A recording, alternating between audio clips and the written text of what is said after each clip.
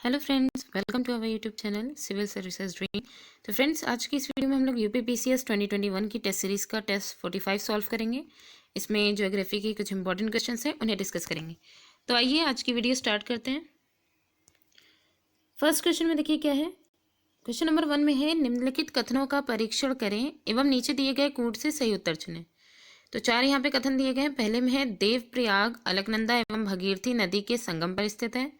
रुद्रप्रयाग अलकनंदा एवं मंदाकिनी नदी के संगम पर स्थित है। अलकनंदा नदी बद्रीनाथ से बहती है। केदारनाथ आदि शंकराचार्य द्वारा स्थापित सबसे बड़ी पीठ के रूप में मानी जाती है। तो कूट की सहायता से इसका आंसर देना है कि 1 2 3 सही है, 2 3 4 सही है, 1 2 4 सही है, या 1 2 3 4 चारों ही सही है।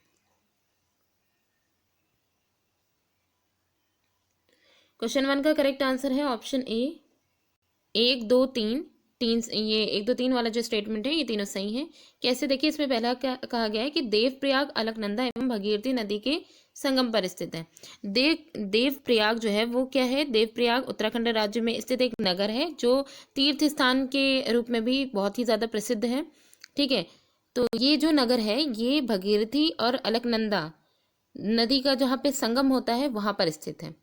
ठीक है, दूसरा है रुद्रप्रयाग भी एक नगर है, ये अलकनंदा और मंदाकिनी नदी के संगम पर स्थित है।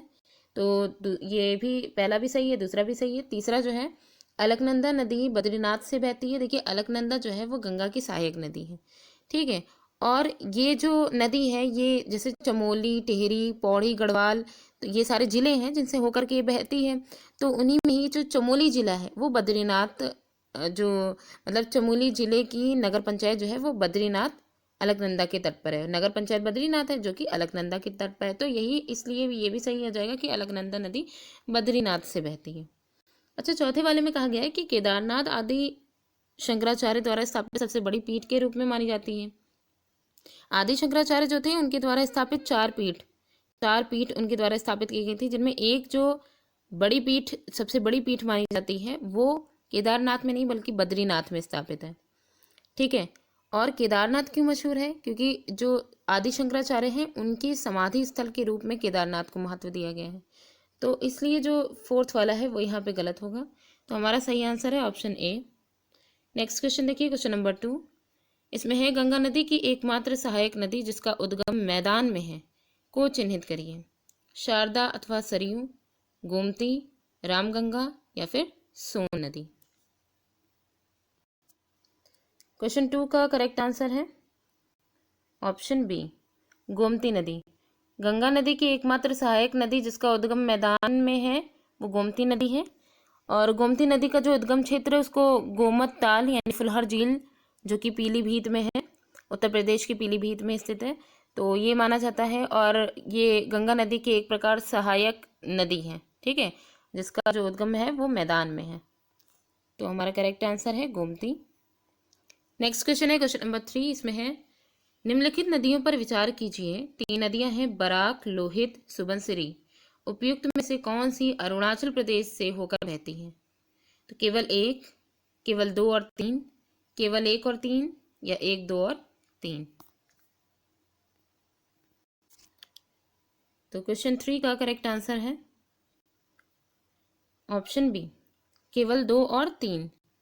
देखिए यहाँ पे है लोहित, सुबनसिरी, ये दोनों नदियां जो हैं ये अरुणाचल प्रदेश से होकर के बहती हैं। जबकि जो बराक नदी है, ये वाली नदी, बराक नदी जो है ये मणिपुर पहाड़ी से निकलकर मणिपुर, मिजोरम, असम, मतलब ये 3 जगह है जहाँ से बहती हुई बांग्लादेश में प्रवेश करती है। कौन सी नदी?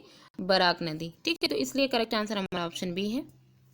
अगला क्वेश्चन देखिए, इसमें है क्वेश्चन 4 में है, निम्नलिखित में से कौन एक सही सुमेलित है? तो एक तरफ नगर दिए गए हैं और एक तरफ नदियां दी गई हैं कि कौन से नगर किन नदियों, मतलब इनका सुमेलन करना है कि किन नदियों के तट पर बसे हैं। ठीक है, तो देखिए गोरखपुर राप्ती नदी, लुधियाना रावी नदी, जबलपुर नर्मदा नदी, सूरत ताप्ती नदी। क्वेश्चन 4 का करेक्ट आंसर है ऑप्शन बी, लुधियाना रावी नदी।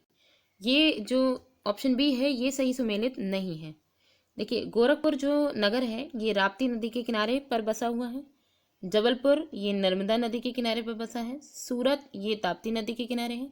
लुधियाना जो कि पंजाब में है, ये सतलज नदी के किनारे पर स्थित है। रावी नहीं बल्कि सतलज नदी। ठीक है, तो यही सुमेलित नहीं है। नेक्स्ट देखिए क्वेश्चन नंबर 5। क्वेश्चन 5 में है निम्नलिखित युग्मों पर विचार कीजिए। एक तरफ प्रसिद्ध स्थान दिए गए, दूसरी तरफ नदी है। प्रसिद्ध स्थान में देखिए पंढरपुर नदी चंद्रप्रभा, तिरुचिरापल्ली कावेरी, हम्पी मालप्रभा।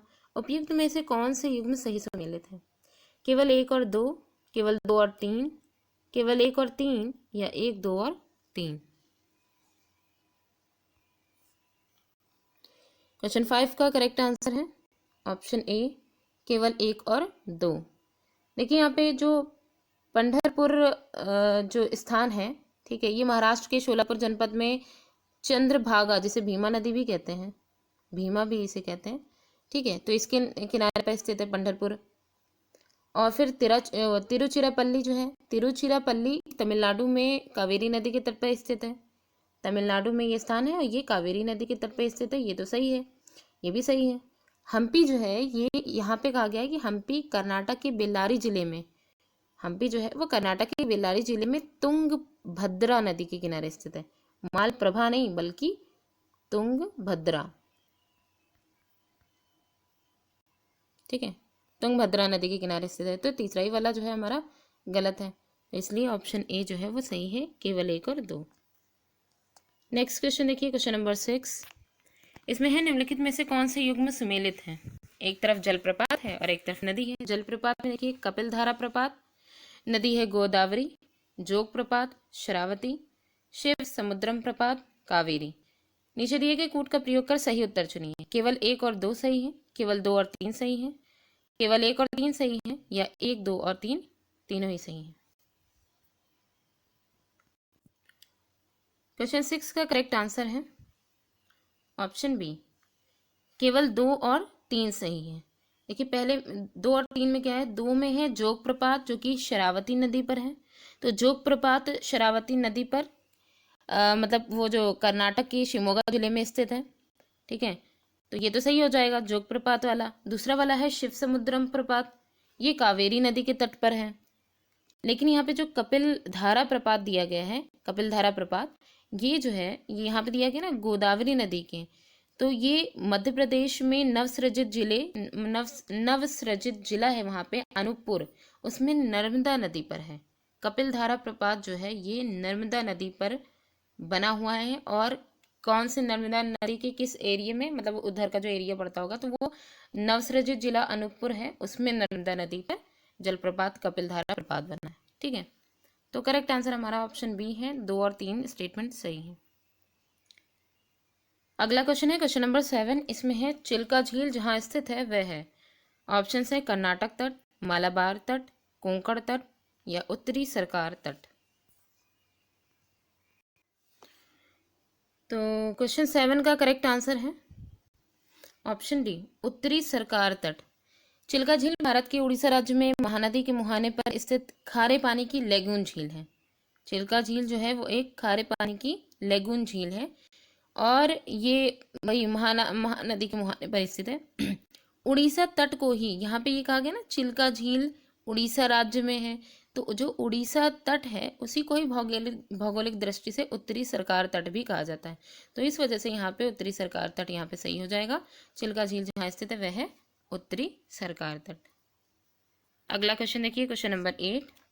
इसमें दिया गया है कथन और कारण दिए गए। कथन में है भारत की जलवायु उष्णकटिबंधीय मानसून की तरह है। कारण है कि भारत उष्णकटिबंधीय अक्षांशों के बीचों बीच स्थित है। तो नीचे दिए गए कूट की सहायता से उत्तर देना है। यदि ए तथा आर दोनों सही हैं एवं आर ए की सही व्याख्या है, और ए सही है एवं आर गलत है। ए और आर दोनों सही है परंतु ए की सही व्याख्या आर नहीं है।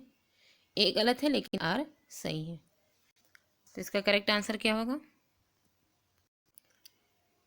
तो देखिए क्वेश्चन 8 जो है इसका करेक्ट आंसर है ऑप्शन बी, ए सही है एवं आर गलत है। ठीक है, तो यहाँ पे जो कथन कहा गया है, कथन में कहा गया है कि भारत की जलवायु उष्णकटिबंधीय मानसून की तरह है। ट्रॉपिक जो रीजन है उसमें जो यहाँ की जो जलवायु है वो उष्णकटिबंधीय मानसून है। तो ये तो बात सही है, क्योंकि भारत की जो जलवायु है, भारत जिस एरिया में आता है वो उष्णकटिबंधीय एरिया में आता है, तो इसकी जलवायु उष्णकटिबंधीय मानसून की तरह हो जाएगी। ठीक है। कारण में कहा गया है कि भारत उष्णकटिबंधीय अक्षांशों के बीचों बीच स्थित है, तो बीचों बीच कहा गया है। ठीक है, तो ये यहाँ पे गलत है, क्योंकि देखिए जो भारत में उष्णकटिबंधीय जो अक्षांश है वो 23 डिग्री 30 मिनट उत्तर और 23 डिग्री 30 मिनट दक्षिण अक्षांश होते हैं। तो इनके बीचों बीच ये स्थित नहीं है, बल्कि इसकी मुख्य भूमि का विस्तार, जो भारत की जो मुख्य भूमि है, मेन जो एरिया है, वो 8 डिग्री 4 मिनट से 37 डिग्री 6 मिनट उत्तरी अक्षांशों के मध्य है। ठीक है, तो ये उत्तरी अक्षांशों के मध्य इसका मुख्य जो भूमि वाला जो विस्तार आता है वो भारत का आता है, तो बीचों बीच में स्थित नहीं है। तो इसलिए जो कथन जो है वो हमारा सही है, लेकिन जो कारण है वो गलत है। नेक्स्ट देखिए क्वेश्चन नंबर 9।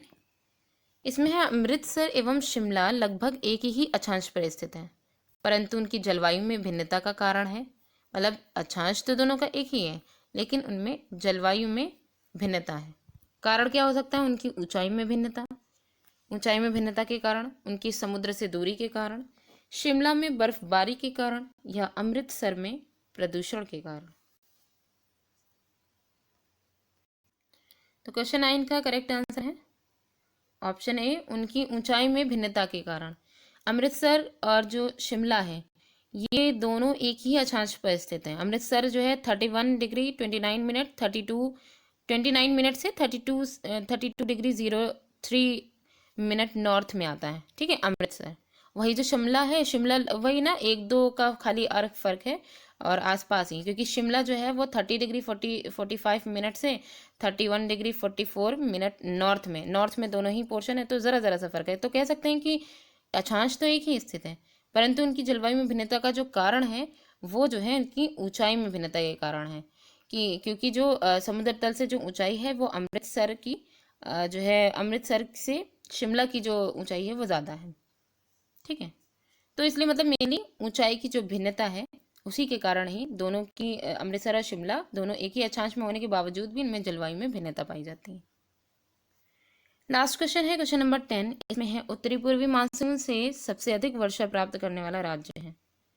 ऑप्शन हैं असम, पश्चिम बंगाल, तमिलनाडु या उड़ीसा।